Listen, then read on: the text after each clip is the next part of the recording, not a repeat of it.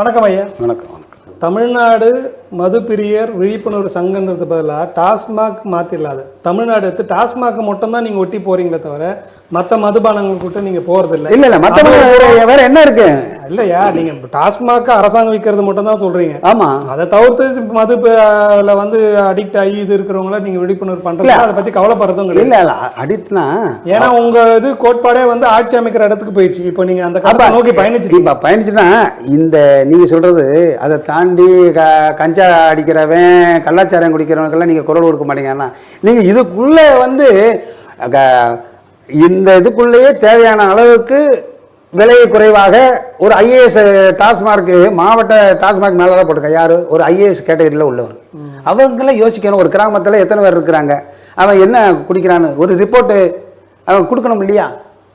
இதனுடைய உங்களை பற்றி நீங்கள் உங்கள் சங்கத்தை பற்றி ஏதாவது அரசாங்கம் ஏதாவது மறைமுகமாக ஏதாவது சர்வே எடுத்து பயந்து ஏதாவது தகவல் ஏதாவது வந்ததா உங்களுக்கு? எங்களுக்கு இல்லை நீங்கள் இவ்வளோ பேர் இருக்கிறீங்க, இவ்வளோ கூட்டம் இருக்குது, நாளைக்கு இவங்களால் நமக்கு ஆட்சிக்கு பங்கம் ஏற்படும், இவங்க நம்மளை கவுத்துருவாங்க அப்படின்னு ஏதாவது பயம் அரசாங்கத்துக்கு இருக்குன்ற நீங்கள் ஏதாவது உணர்றீங்களா? இல்லை அவங்க கிட்ட இருந்து ஏதாவது உங்களுக்கு தகவல் உளவுத்துறை மூலமா ஏதாவது தகவல்? அதாவது அரசாங்கம் விற்கிது, அவங்க குடிக்கிறாங்க, அவங்களுக்கு வருமானம் போய்கிட்டு இருக்கு. இதில் வந்து உள்ள இந்த வேலை நடக்கிறது அவங்களுக்கு தெரியல. ஐயாது இந்த வேலை நீங்கள் அந்த வேலையை வந்து அதாவது உள்வேலை பார்க்கறது அரசாங்கம் தெரியும். உள்வேலை பார்க்கறதுன்னா இப்போ விக்கிரவாண்டியில் நிற்கிறோம். இதில் இப்போ ஒன்றும் இல்லை, திருச்சியில் வந்து ஐயா தீப்பெட்டி சின்னத்தில் நின்னாரு, திடீர்னு ஒருத்தர் 12,000 ஓட்டு வாங்கினாரு. ஆமாம், அதே மாதிரி விக்கிரவாண்டியில் எங்கால அதிகமாக ஓட்டு வாங்கினா தானே அங்கே ரிப்போர்ட் போக போகுது. அவங்களா கண்டுபிடிச்சிட்டுன்னு விட்டுறீங்க.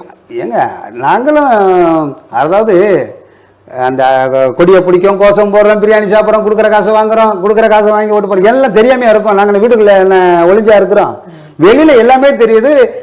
எங்க கூட்டு போகாம எங்கேயும் கூட்டம் சேர்க்க முடியாது. கண்டிப்பா விற்கிற வண்டியா இருக்கட்டும், அது எந்த இருந்தாலும் வண்டியை ஃபில் பண்ணாதான் முடியும். வண்டியை ஃபில் பண்ணாதான் முடியும். இல்ல தேர்தல் தேதி அறிவிச்சாச்சுல்ல தேர்தல் ஆணையம். தேர்தல் ஆணையத்தில் பதிவு பெற்ற கட்சிக்கு அத்தனை கொடியவும் அத்தனை தலைவர்கள் பேரறிஞர் அண்ணால இருந்து பெரியார்ல இருந்து அத்தனை சிலையை மூடிடுறாங்க. நாட்டுக்காக உழைச்ச அத்தனை தலைவர்கள் முகத்தையும் மூடி வச்சிடுறாங்க. தேர்தல் ஆணையத்தில் பதிவு பெற்ற அத்தனை கட்சியும் மறைச்சிடுறாங்க. ஆனா டாஸ்மாக் கடையில மட்டும் ஏன் மூட மாட்டாங்க? தேர்தல் தேதி அறிவிச்சு அதுதான் 3 நாள் முன்னாடி மூடிடுறாங்க. 3 நாளுக்கு முன்னாடி அது வரைக்கும் உங்களை விட்டு மூடிட்டா எப்படி கூட்டம் வரும்? அப்போ அவங்க இப்ப தெரிஞ்சுக்கிட்டீங்களா, அரசியல்வாதிகளுக்கு நாங்கள் தேவை இந்த 3 நாள் மட்டும். அதாவது அரசியல் விழிப்புணர்வோடு இவங்க செயல்பட்டுருவாங்க அப்படிங்கிறதுனால தான் 3 நாளைக்கு மூடி வச்சிருக்காங்க. இல்லை அது கஷ்டப்பட்டு தெருவா நடந்து ஓட்டெல்லாம் வாங்கணும்ல, நடக்கணும், கொடியை பிடிக்கணும், அதுக்கெல்லாம் கொஞ்சம் எனர்ஜி வேணும்ன்றதுக்காக கடையை திறந்து வச்சிருக்காங்க. அவங்கள தெளிவுபடுத்த 3 நாள் மூடுறாங்க. அது இவங்க தெளிவுபடுத்தட்டும். வர்ற 2026 நீங்க தெளிவுபடுத்த நாங்க அவங்களுக்கு தெளிவுபடுத்திடுவோம். அது பொறுத்து ஒன்னே இருக்கிற அரசியல் தலைவர்கள் தெளிவாயிரணும். டாஸ்மார்க் மது பிரியர்கள் அரசியல் விழிப்புணர்வு அடைஞ்சிட்டு வராங்கிறத தெளிவு அடைஞ்சிட்டாங்கன்னா அவங்களுக்கு நல்லது, இல்லைன்னா அவங்களுக்கு இல்லைன்னா எங்களுக்கு நல்லது. ஏதோ ஒரு பக்கம் நிச்சயமாக 2026 பகுத்தறிவு பூமி தந்தை பெரியார் வாழ்ந்த பூமியிலே பக்திக்கு எப்படி விழிப்புணர்வு ஏற்படுத்தி ஆட்சியை அவர்கள் பிடித்தார்களோ பாட்டிலே பகுத்தறிவு ஒட்டி நிச்சயமாக பாண்டியன் செல்ல பாண்டியன் ஆட்சியை பிடிப்பது உறுதி. இப்போ இந்த துண்டு எப்பயுமே போட்டிருப்பீங்களா? நிச்சயமாக வெளியில எங்க போனாலும் நிச்சயமாக. இதுல ஒரு பாட்டிலோட ஸ்டிக்கர் ஒட்டி இருக்கீங்க. அதுல மூடிய இடத்துல வந்து தாலி போட்டிருக்கீங்க. மூடிய திறந்தா தாலி, அந்த தாலி வந்து அருந்துரும். அதை தாண்டி இங்க பாத்தீங்கன்னா 2010 ஒரு பத்திரிகையில் வந்த செய்தி, மாணவர்கள் யூனிஃபார்மோட போய் சரக்கு வாங்கிட்டு வர்றாங்க. அந்த அவல நிலையை பாட்டிலுக்குள்ள மூழ்கிக்கிட்டு இருக்காங்க. அவங்கள வெளியில கொண்டு வரணுங்கிறதுக்காகத்தான் மதுவில் மாணவர்கள் மயங்கிக்கிட்டு இருக்கிறாங்க அப்படிங்கிறதையும், தமிழச்சி அந்த தமிழ்நாட்டு மக்களுடைய பெண்கள் தாலி அறந்துட்டு இருக்கு, இதுக்கு அவேர்னஸ் விழிப்புணர்வை கொடுக்கணுங்கிறதுக்காகத்தான் இந்த பாட்டில். நீங்க இந்த ஒட்டி இருக்கிற படத்துல 1 மணி நேரம் ஏறக்குறைய எங்களோட பயணிச்சிருக்கீங்க. இவ்வளவு உன்னிப்பா நாங்க பார்க்கல, நாங்க பாட்டில மட்டும் தான் பாக்குறோம். ஸோ எங்களுக்கே இப்படின்னா ஒரு மது பிரியர் இதை சும்மா அப்படி நீங்க நடந்து வரும்போது இப்போ வடிவேல் காமெடியில் வரா மாதிரி பொன்னாரும் விசுகி ஏன் நடக்கிற இந்த மாதிரி பேர்களை ஞாபகப்படுத்துகிற மாதிரி இந்த பாட்டில் இந்த நீங்கள் துண்டை போட்டுன்னு போனால் குடிக்க வேணான்னு வீட்டுக்கு போகிறவங்க கூட திரும்பிடுவான் டாஸ்மாகை பார்த்து. அது மாதிரி இது விழிப்புணர்வு இல்லாமல் திருப்பி தூண்டுதல் வழிக்கு போகிற மாதிரி இருக்கு. அதாவது இப்போ இன்னும் கொஞ்சம் அரசாங்கத்துக்கு வருமானத்தை கூட்டுற மாதிரி திருப்புற மாதிரி இருக்கு. நீங்கள் கல்யாண மண்டபம் கல்யாணம் இதெல்லாம் நடக்குதுங்க, என்ன சீரு எல்லாம் நடக்குதுன்னு பார்த்தீங்கன்னா இன்னைக்கு இப்போ தெருவில் பார்த்தீங்கன்னா அந்த நிகழ்ச்சி நடக்கிற முதல் நாள் மட்டும்தான் சீரியல் செட் இருக்கும். இன்னைக்கு எல்லா பார்கள்லையும் சீரியல் செட்டு போட்டு ஜெகஜோதியாக இருக்குது. அதை என்ன செய்ய சொல்கிறீங்க? அதாவது நம்ம மக்கள் வந்து இழுக்கணும், பார்க்கின்ற பொழுது அவர்களுக்கு புரிவார்கள், நிச்சயமாக தெளிவாகி கொண்டு வருகின்றார்கள். நாங்களும் தமிழ்நாடு முழுவதும் பாட்டில் சின்னத்திலேயே நின்றுருக்கிறோம். டம்ளர் சின்னத்தில் டம்ளர் சின்னத்தில் தான் வேட்பாளர் நிற்கிறாரு. எங்களுக்கு யூஸ் அண்ட் த்ரோ தானே, யூஸ் அண்ட் த்ரோ கவர்மெண்ட் அப்படிதான் பயன்படுத்து இப்போ பயன்படுத்திட்டு இருக்காங்க. அதுக்கப்புறம் டம்ளர் தேவைங்கிறது, வீட்டுக்கு வீடு தேவைங்கிற உணர்வை வந்து டம்ளர் இல்லாமல் எந்த டம்ளர்களும் இருக்க முடியாது. அந்த நிலைமையில இருக்கும்போது இது யூஸ் அண்ட் டம்ளராக அவங்க நினைச்சிட்டு இருக்கிறாங்க. அது நிரந்தர டம்ளராக மாற்றக்கூடிய நிலைமை விரைவில் வரும். அல்லது அந்த துண்டுக்கு பின்னாடி இவ்வளோ பெரிய கதை இருக்குது. எவ்வளோ துண்டுகளை நாங்கள் பார்த்துருக்கோம்னா, இந்த துண்டை முதல் தடவையாக இவ்வளோ அதுக்குள்ளே இவ்வளோ கருத்துக்களை வச்சு நீங்கள் பண்ணியிருக்கீங்க. ரெண்டாவது, இப்போ இந்த 10 ரூபா மேலே வச்சு விற்கிறதுக்கு உங்களோட முயற்சி என்ன? அது என்ன தடுப்பீங்களா, தடுக்க மாட்டீங்களா? இது அதுதான் சொல்லலை. 2004 ஒரு மாதத்துக்கு ஒரு 30 நாள் குடிக்கிறவனுக்கு ஒரு குவார்ட்டருக்கு 10 ரூபானா மாதம் 300 ரூபாய்ச்சு. அவன் இன்னும் 3 பாட்டில் சேர்த்து வாங்கினா அரசாங்கத்துக்கு கூடதெல்லாம் கிடைக்கும். அதை நடுவில் இருக்கிறவர் எடுத்துகிட்டு போகிறாரு. அது உங்களை பொறுத்தளவுக்கு உங்கள் டார்கெட்டு மிஸ் ஆகிற மாதிரி இருக்கும். அதுதான், அதாவது மன்மோகன் சிங் ஆட்சி 2004 அமைந்த பொழுது உணவு பாதுகாப்பு தர நிர்ணய சட்டம், உணவு பாதுகாப்பு தர நிர்ணய சட்டம் 2006 கீழ் மதுபான வகைகளை கொண்டு வரணும்னு சொன்னாங்க. ஆமாம், மன்மோகன் சிங் வந்து காங்கிரஸ் ஆட்சியில் 2004 கொண்டு வந்தாங்க. அப்போது ஜபல்பூர்லேயும் மும்பையிலையும் மதுபான ஆலை முதலாளிகள் ஏன் அந்த மதுபானங்களை வந்து உணவு பாதுகாப்பு சட்டத்தில் கொண்டு வரணும்னு சொன்னார்னா, காஷ்மீர் முதல் கன்னியாகுமரி வரை ஒவ்வொரு இந்திய குடிமகனும் எந்த பொருளை உட்கொண்டாலும் அதுக்கு உத்தரவாதம் தரக்கூடிய சட்டம் உணவு பாதுகாப்பு தரநிலை சட்டம். அதை இன்று வரை பண்ணல. அதை தடை வாங்கியிருக்கிறாங்க மதுபான ஆலை முதலாளிகள். நீங்க அதை அதனாலதான் இவங்க பில்லை வந்து கொடுக்காம, அதாவது உணவு பாதுகாப்பு சட்டத்துக்கு கீழே கொண்டு வராதனாலதான் இவங்க விளையாண்டுகிட்டு இருக்காங்க. இதை வந்து நாங்கள் எவ்வளவு எடுத்து சொல்லி இருக்கிறோம். எந்த இதை ஏத்து நீங்க சட்ட ரீதியா அந்த பலம் இப்பதான் செருப்பு கழட்டி போட்ட செருப்பை தேடி இப்பதான் செருப்பை போட்டிருக்கிறோம். டவுசர் மாடல் மது குடித்தாலும் மானத்தோடு வாழ்ந்துடும், அதுக்கு டவுசர் மாடல் சட்டிகளை தான் போடணுங்கிற விழிப்புணர்வு ஏற்படுத்தி அதெல்லாம் கட்டி இப்பதான் கைலியை கட்ட ஆரம்பிச்சிருக்கோம். தூக்கி கட்ட ஆரம்பிச்சு ஸ்டெடியா நிக்க முயற்சி பண்ணிக்கிட்டு இருக்கோம். அப்படி இருக்கும்போது அது நிற்கிறதுனா இப்போ சரக்கோட திறன் கம்மியாயிடுச்சுன்றீங்களா, இல்லை வந்து நீங்கள் சாப்பிட்ற அளவு குறைச்சிட்டீங்களா? இல்லை ஐயா, நம்ம ஐயா துரைமுருகன் ஐயா வந்து சட்டமன்றத்தில் ரொம்ப கம்மியாக இருக்குது, அதனால தான் அங்கே போய் கள்ளச்சாராயத்துக்கு போனாங்கன்னு சொல்லியிருக்கிறாங்க. ஒரு கட்சியினுடைய மாநில பொதுச் செயலாளர் அவங்களே சொல்லியிருக்கிறாங்க, அமைச்சர் அதுவும் மலிவு விலை மதுவை பார்த்த அமைச்சர், கடாமார்க்கு சரகை பார்த்த அமைச்சர், கல் தென்னங்கல் எல்லாம் பார்த்த அமைச்சர், இன்னைக்கு ஒரு மூத்த அமைச்சர் வந்து கிக்கு கம்மியாக இருக்குன்னா சும்மாவை சொல்லியிருப்பாரு. அதுவும் சட்டமன்றத்தை சொல்லியிருக்காருன்னா, ஐயா மதுவிலக்குத்துறை அமைச்சருக்கு கூட அது தெரியல. இவருக்கு தெரியுது, இவர் தெரிஞ்சிருக்கு. அதனால ஒவ்வொரு மாவட்டம் இப்போ நீங்கள் கூட்டணுன்றீங்களா? நீங்கள் சராசரியாக இப்போ நீங்கள் மது சாப்பிடுவீங்களா நீங்கள்? ஐயா இல்லையா, நான் அதாவது உங்களை பற்றி சொன்னீங்கன்னா 3% 2010 சங்கம் ஆரம்பிப்பதற்கு முன்பாக பழக்கம் இருந்தது. அதுக்கப்புறம் பார்த்தீங்கன்னா இன்றைக்கி 2%, 3% கட்சி நடத்துகிறவங்க, அதிகபட்சம் 18% வச்சுருக்கிறவங்களே ஸ்டெடியாக நிற்க வேண்டியிருக்கு. நான் கிட்டத்தட்ட 60% கிட்ட டாஸ்மார்க் மது பிரியர்களை வழிநடத்தக்கூடிய ஒரு மாபெரும் தலைவனாக, கும்மடிப்பூண்டியிலிருந்து குமரி வரைக்கு வழிநடத்தக்கூடிய தலைவனாக இருக்கக்கூடியவன் 5800 டாஸ்மாக் கடைகளிலே தினந்தோறும் 80 கோடி 100 கோடிக்கு வியாபாரம் வாங்கி கொண்டிருக்கின்ற டாஸ்மாக் மது பிரியர்கள், அந்த பார்களிலே இருக்கின்றவர்கள், இவர்களுக்கு எல்லாம் அரசியல் பயிற்சி எடுத்துக்கிட்டு இருக்கிறவர்களுக்கெல்லாம் இருக்கணும்னா எந்த நேரம் 24 மணி நேரமும் நான் ஸ்டெடியா இருந்தா தான் சாப்பிட்றது. அதனால இப்ப நிறுத்திட்டீங்க.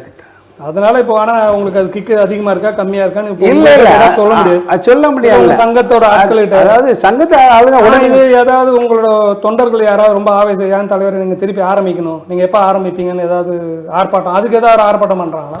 இல்ல, அதுதான் குடிக்கல தலைவர். இப்போ அன்னை தெரசா வந்து தொழுநோயாளிகளுக்கும் இதுகளுக்கெல்லாம் தொழுநோயாளிகளுக்கு அதுக்கு போயிட்டீங்க. அன்னை தெரசாக்கு தொழுநோயாளி வந்தியா போய் அவங்களுக்கு உதவி செஞ்சாங்க. அவங்க பணியை செஞ்சாங்க, சேவை செஞ்சாங்க. அது மாதிரி இவங்க பாதிக்கப்பட்டவர்களுக்கு, அந்த விதவைகளான பெண்கள், அனாதைக்கப்பட்ட குழந்தைகள், ஆதரவற்ற பெற்றோர்களுக்காக நான் குரல் கொடுத்துக்கிட்டு இருக்கிறேன்.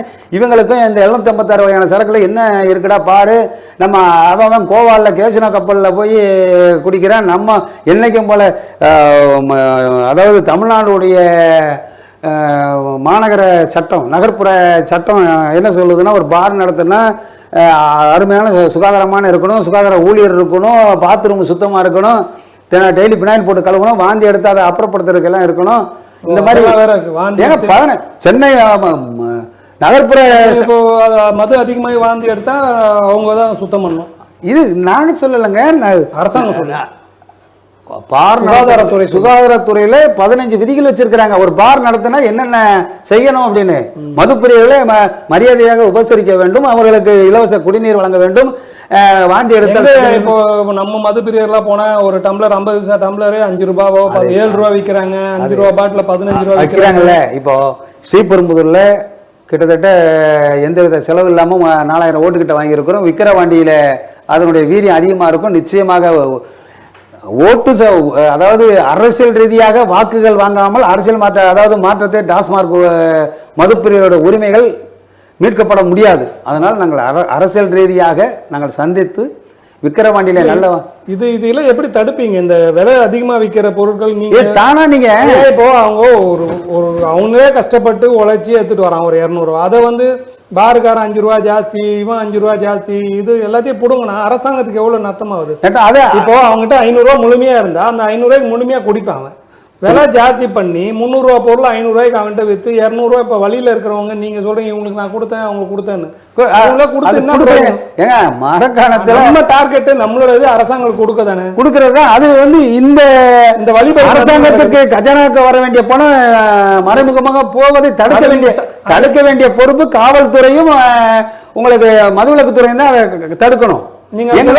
நாங்க நிறைய பணியாளர் நிக்கிறோம். எங்கிட்ட எவ்வளவு உருவ முடியுமோ உருவறதுக்கு தான் பாக்குறாங்க. வழியே நாங்க கண்ணியமிகு கொரோனா காலத்துல கண்ணியமிகு காவல்துறை கட்டம் போட்டு வரிசை நின்னா எங்கேயாவது கட்டத்தை தாண்டணுமா? கரெக்டா நின்று தானே வாங்கணும். கண்டிப்பா கண்டிப்பா. இப்போ நேர குறைப்புன்னு இப்போ புதுசா ஏதோ பேசிட்டு இருக்கிறாங்க, அதெல்லாம் நமக்கு சரி வருமா? நிச்சயமாக இதே நேரம் இது போதுமா? இது 24 மணி நேரமும் திறந்து வைத்தால் அரசாங்கத்திற்கு செய்குலி சேதாரம் இல்லாமல் முழுமையான பலன் போய் சேரும். நேரத்தை குறைப்பது அரசாங்கத்தை மனசுல வச்சுதான் உங்களுக்காக கேட்கல. கொள்கை முடிவு. அரசாங்கம் 118 எம்எல்ஏக்கள் மெஜாரிட்டியோட அமைச்சரவை, உங்களுக்கு ஐஏஎஸ் அதிகாரிகள் எல்லாமே சேர்ந்து இந்த தமிழ் மாநிலத்தில் வந்து மதுபானத்தை வருமானம் வச்சு தான் கஜனா நிரப்பணும், அதை வச்சு தான் அனைத்து திட்டங்களும் செயல்படுத்தணும்னு இருக்கும்போது அதுக்கு குந்தக விளைவிக்கக்கூடிய அளவில் நம்ம செயல்படணும். இல்லை திடீர்னு இப்போ மூடிட்டாங்க, மது கடையெல்லாம் மூடுறாங்கன்னு வச்சுங்களேன். நீங்கள் அரசாங்கத்துக்கு மூடணும்னு இல்லை உங்களை கூப்பிட்டு கேட்குறாங்க ஒரு சங்க தலைவராக, ஐயா வாங்க நாங்கள் இது மாதிரி ஒரு யோசனை வச்சுருக்கோம் மூடலான்னு. அப்படி மூடுற பட்சத்தில் நாங்கள் என்ன இதுக்கு மாற்று என்னென்ன பண்ணலாம் அப்படின்னு உங்ககிட்ட கேட்டால் நீங்கள் ஏதாவது யோசனைகள் தருவீங்களா? கண்டிப்பா செய்வோம். அதாவது ஏன்னா நீங்க அனுபவபூர்வமா இவ்வளவு வருஷமா ஒரு ஐஏஎஸ் ஆபீசர்ன்றவங்க ஒரு அந்த துறைக்கு இருக்கிற அமைச்சர்ன்றவங்க 3 வருஷம் 5 வருஷம் இருந்துட்டு போயிடுவாங்க.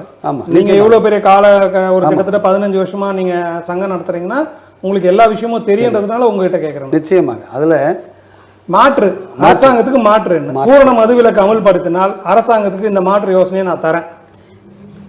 அரசாங்கம் இன்னைக்கு இந்த மதுபானங்கள் தயார் செய்யப்படுவது கரும்பு கழிவிலிருந்து வரக்கூடிய ஈத்தல் ஆல்கஹால் மொலாசஸ் வந்து தான் அதில் 10 லிட்டர் தண்ணி ஊற்றினா தான் அதுக்கு ஈத்தல் ஆல்கஹாலாக வரும். அது 1 லிட்டர் அதுதான் உங்களுக்கு ஃப்ளேவர் ஆட் பண்ணி வரக்கூடியது. இதுதான் டாஸ்மார்க் சரக்குக்கு உண்டான ரா மெட்டீரியல். அந்த சரக்கு காங்கிரஸ் ஆட்சி காலத்தில் 2004 கிட்டத்தட்ட ஒரு 2010 வரைக்கும் மோடி ஆட்சிக்கு வருவதற்கு முன்பு வரை 2% தான் இந்த ஈத்தல் ஆல்கஹாலை டீசல் பெட்ரோல கலந்தாங்க. இப்போ மோடி ஆட்சிக்கு வந்த பிறகு 2014 இப்போ நிதிஷ் கட்காரி இப்போ இந்த ஈத்தல் ஆல்கஹால் 10% பெட்ரோல் டீசலை கலக்குறாங்க. இந்த டாஸ்மார்க் மூலமா வரக்கூடிய வருமானத்தை மாசத்துக்கு 300 டன் தேவைப்படுது. மாசத்துக்கு டீசல் பெட்ரோலை கலக்க கச்சா எண்ணெயுடைய இறக்குமதியை குறைப்பதற்காக இந்த அண்ணாமலை இருக்காரு, அண்ணாமலை இந்த தமிழிசை சவுந்தரராஜன் எல்லாம் காட்டு கத்து கத்துறாங்க. ஒரு ஆக்கப்பூர்வமான தமிழ்நாட்டுக்கு மதுவிலக்குக்கு மாற்று வழி என்று சொன்னால் இந்த அண்ணாமலையும் இந்த இருக்கிற தமிழிசை போன்றவர்கள், இந்த பாஜக தலைவர் எல் முருகன் போன்றவர்கள் போய் இந்த மதுவிலக்கு முதலமைச்சரை சந்திச்சு ஐயா அந்த ஈத்தல் ஆல்கஹால் எத்தனால வந்து பெட்ரோல் டீசலை காக்கிறதுக்கு நான் மத்திய அரசு அனுமதி வாங்கி தரோம். மொத்த இதுலையும் அங்க கொடுங்க 10% கலக்கலாம். கொடுத்தா மொத்த வருவாயும் பெட்ரோல் டீசலை காக்கிற மூலியமா வரும். கரும்பு விவசாயம் பெருகும்.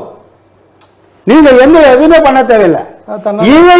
இதை செய்வதற்கல்ல, இந்த தமிழக அரசை சம்பந்தம் இல்லாமல் டிவியை தெருவ சம்பந்தம் இல்லாத பேட்டி. அண்ணாமலை பார்த்தீங்கன்னா அங்கிட்ட தமிழிசை சவுந்தரராஜன், அங்கிட்ட ஒரு எஸ்.ஆர். சேகர், இங்கிட்ட கருவ தியாகராஜன், உருப்படியான இந்த எல்முருகன். ஏன்னா மாநிலத்துக்கு தேவையான மாற்று ஒரு இளைஞர்களுக்கு தேவையான வேலை வாய்ப்புகள், இந்த மாதிரி விஷயங்களை சொல்லணும். மதுரையில எய்ம்ஸ் மருத்துவமனை மதுவினால் பாதிக்கப்பட்டு அந்த மது நோயாளிகளுக்காக ஒரு மருத்துவமனை கூட இப்ப என்ன வந்துட்டு போகுது.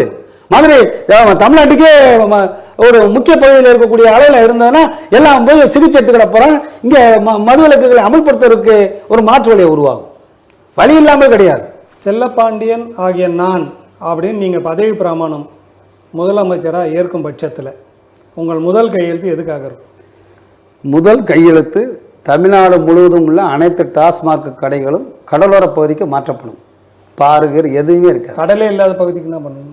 இங்க எல்லாமே கடலோர கடலே இல்லை. அவங்க எப்படி இல்ல, அது கடலோர பகுதிக்கு ஏன் போய் பஸ் ஏறி போட்டுங்க. பெண்களுக்கு இலவச பஸ் விட்டுருக்காங்க. கோயம்புத்தூர்ல இருக்க முடியாதவன் மணி நேரம் வந்து அவன் குடிச்சிட்டு முடியாதவன் மதுரையில அந்தந்த தொகுதி ஓரமா இல்ல கடல் ஓரமா ஏதாவது ஆல்டர்னேட் சொல்லுங்க.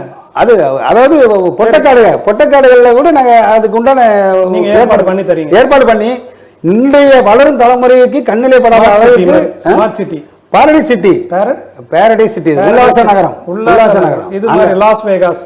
ஆமா, லாஸ் வேகாஸ் மாதிரி யூஎஸ்ல. ஆமா, அது மாதிரி ஒதுக்குப்புறமாக இந்த இளைய தலைமுறைகளுக்கு கண்ணிலே படாத அளவுக்கு அவர்கள் இந்த மது பழக்கத்தில் உள்ளவர்களுக்கெல்லாம் முதலில் அவர்களை அப்புறப்படுத்தி விட்டு கோயில் பக்கத்தில் இது பக்கத்தில் இருக்கிற கடைகள் இருக்காது. 2003 2024 வரை அந்த மதுவினால் விதவையிலான பெண்கள் கணக்கெடுக்கப்படும். அவர்களுக்கு அரசு வேலைவாய்ப்பில் முன்னுரிமை. அந்த அனாதையாக்கப்பட்ட குழந்தைகளுக்கு அரசே படிப்பு செலவு எல்லாமே ஏற்றுக்கணும்.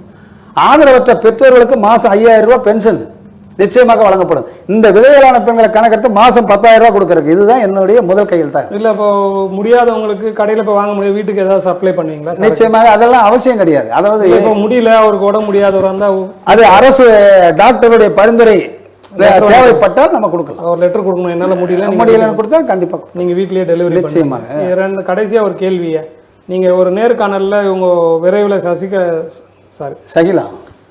ஷகிலா நடிகை ஷகிலா வந்து நம்ம இயக்கத்தில் இணையறதுக்கு வாய்ப்பு உண்டு அப்படின்ற மாதிரி பேசியிருந்தீங்க. அவங்க வந்தாங்கன்னா என்ன பொறுப்பு கொடுப்பீங்க? அவங்களால நம்ம சங்கத்துக்கு என்ன பலன் இருக்கும்னு நினைக்கிறீங்க? என்ன இப்படி கேட்டுறீங்க? அதாவது மது மாது சூது இதுதான் ஒரு மனிதனுடைய வாழ்வை தீர்மானிக்கக்கூடிய அளவில் இருக்குது. இன்னைக்கு ஷகிலா அவர்கள் அனைத்தும் தெரிஞ்சவங்க. அதாவது ஒரு மது வந்து மாதுவை ஆக்கிரமிக்கிறதா, மதுவை ஆக்கிரமிக்கிறதா என்றால் மதுதான் மாதுவை கல்யாணம் முடிச்சதுக்கு அப்புறம் 1 வருஷம் 2 வருஷம் கழிச்சு மதுக்குத்தானே வருவான வழியே அந்த மாதுவையோட போறதில்ல. கல்யாணம் முடிச்சா சரியா போகும். கண்ணடிக்கிறவனை வந்து கல்யாணம் முடிச்சா சரியா போட்டு கிழக்க உட்கார வச்சு தாலியை கட்டினா சரியா போன்னு நினைப்பாங்க. ஆனா நம்ம ஆளு டாஸ்மார்க் மது பிரியர் 6 மோகம் 30 நாள், ஆசை 60 நாளோட அதுக்கப்புறம் இங்க வந்துருவாரு, டாஸ்மாக் பார்க் வந்துருவாரு. ஆனால் எங்க ஷகிலா அம்மா அவர்கள் வந்து பாத்தீங்கன்னா அனைத்தும் தெரிந்தவர். மதுவினுடைய ஆழத்தையும் பார்த்தவர், பெண்களுடைய அவலங்களையும் அந்த கஷ்ட நஷ்டங்கள் அவர்களுக்கு உண்டான என்னென்ன அவலங்கள் எல்லாம் தெரிந்த ஒரு தமிழ்நாட்டில் வாழ்கின்ற ஷகிலா அவர்கள் அலட்சியமா நீங்க பாக்கீங்க. தமிழ்நாட்டில் இல்ல நாங்க அந்த நேர்காணல் பார்த்ததுனால விரைவில் உங்க எப்போ வந்து இணைவாங்க? அவங்க ஒருவேளை அந்த தலைவர் பதவியை நீங்க விட்டு தருவீங்க? விட்டு தர அங்கேயும் சொல்லிட்டேன் நான். அதெல்லாம் தலைவர் பதவி ஒரு காலம் விட்டு தர முடியாது. அவர்களுக்கு 20 பின்னாடி அவங்க தலைமை அது சங்க உறுப்பினர் மதுப்பிரியர்கள் முடிவு செய்ய வேண்டிய விஷயம். அது அப்படி தேர்தல் வச்சு அவங்க தான் ஜெயிப்பாங்களே. யார நீங்க இப்போ அவங்களுக்கு தேர்தல் மதுப்பிரியர்கள் நீங்க திரும்ப பார்க்கணும். மதுப்பிரியர் தலைவனைத்தான் தேர்ந்தெடுப்பாங்களே. மாது உங்களுக்கு எங்க அது வந்து காலத்தின்